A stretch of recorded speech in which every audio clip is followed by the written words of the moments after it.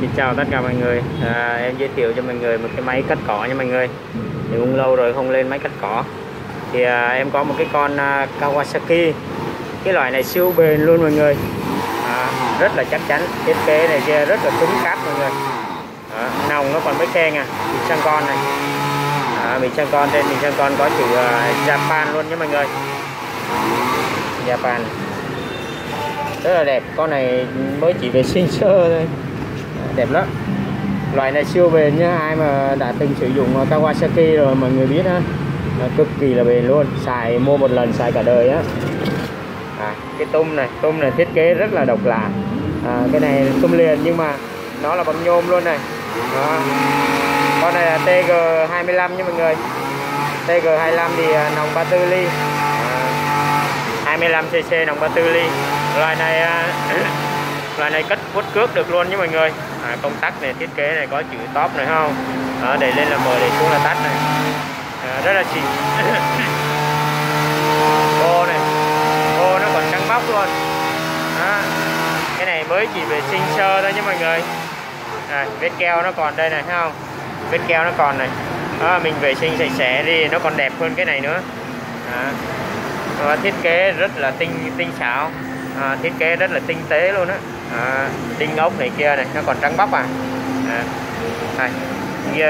cái này, cái miếng cao su nó tựa mình mang mình tựa thông vào đây mà nó thiết kế nhìn đã lắm. Không khác gì cao su mới luôn á, mà nhìn nó thiết kế rất là chắc chắn. Con máy này tuyệt vời luôn á. Con này sưu tầm được luôn.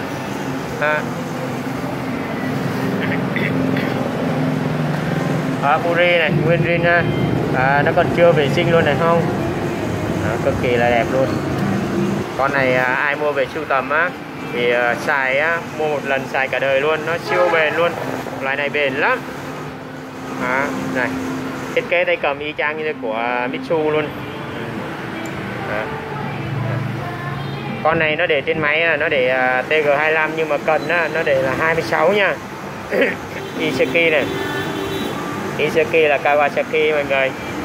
Nó để 26. Tay ga này, rin tay ga rin theo máy luôn.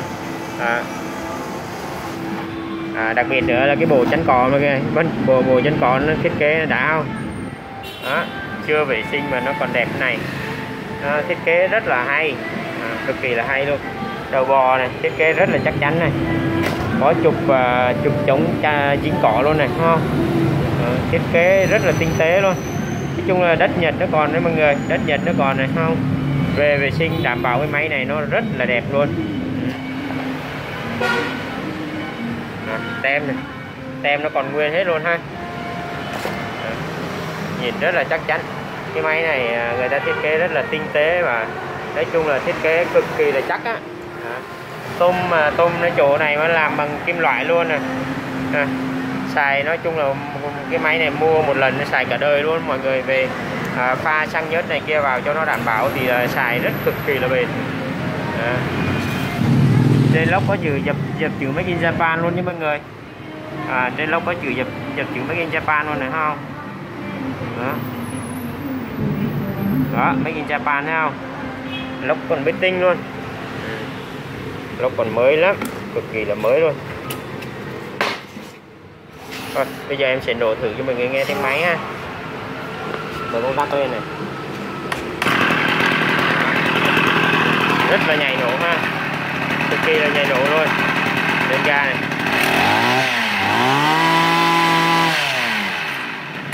Rất là êm. Nổ xịch luôn ha. Để ga anti hơi thấp tí xíu. Để ga anti hơi thấp tí ha. Ga anti mọi người có thể vặn ở đây này ha.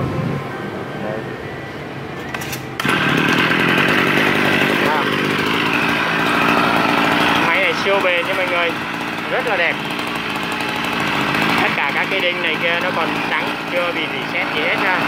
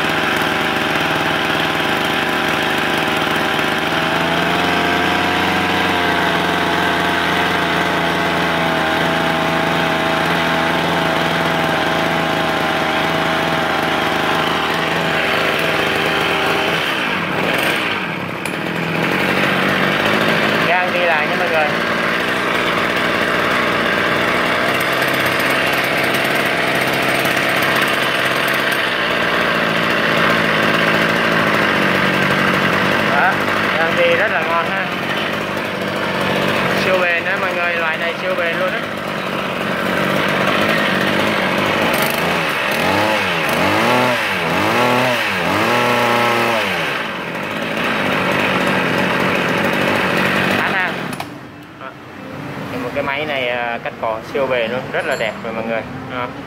Thiết kế rất là hay. Cái này ai mua thì em căn chỉnh lại tí xíu nữa ha, căn chỉnh lại cho bình xăng con này kia cho nó bốc ha. Đó, cực kỳ là mới, máy móc này kia, nòng còn mới tinh luôn mọi người, chưa vệ sinh mà mới này này. Đó, mới chỉ lau chùi sơ bên ngoài thôi. Đó, thấy không? Đó, mới keng không? Đó, đinh ốc này kia tuyệt vời. Kawasaki là nó một cái dòng máy mà nó siêu bền. Rồi cái máy này thì em sẽ để giá cho mọi người là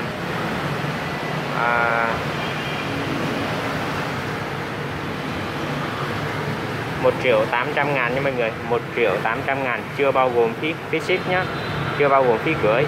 Thì mọi người mua thì kèm cho mọi người một cái lưỡi với một sợi dây đeo ha. Đó, còn tại vì em cũng không có biết là dạo này nhiều anh em ở xa quá mà mua thì em không có biết là cái phí gửi nó khoảng nhiêu, nên là không có cố định được cái phí gửi. Thì là cái máy này em không có bao gồm phí gửi, thì phí gửi bao nhiêu thì bên Viettel á nó thu thôi, chắc tầm khoảng mấy chục ngàn thôi. Thì ai mua thì mọi người khi nhận máy thì mọi người trả phí ship ha. Đó, còn giá máy thì em bán với giá là 1.800.000.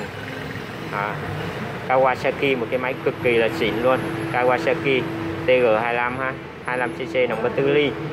Thiết kế rất là tinh tế, rất là đẹp, cực kỳ là đẹp mọi người ạ. Rồi ai có nhu cầu mua thì liên hệ em số điện thoại 0909656569, số điện thoại em có Zalo nhé. Mọi người có thể kết nối Zalo. Rồi ai chưa đăng ký kênh mà muốn theo dõi tìm máy cắt cỏ, máy cưa, máy bơm nước, máy phát điện này kia của Nhật á, thì mọi người nhấn nút đăng ký kênh của em, nhấn cái chuông ở kế chữ đăng ký ha. Khi có clip mới em đăng, YouTube sẽ báo cho mọi người biết để vào xem ha. Cảm ơn mọi người, chào mọi người. Ai có nhu cầu mua thì liên hệ em.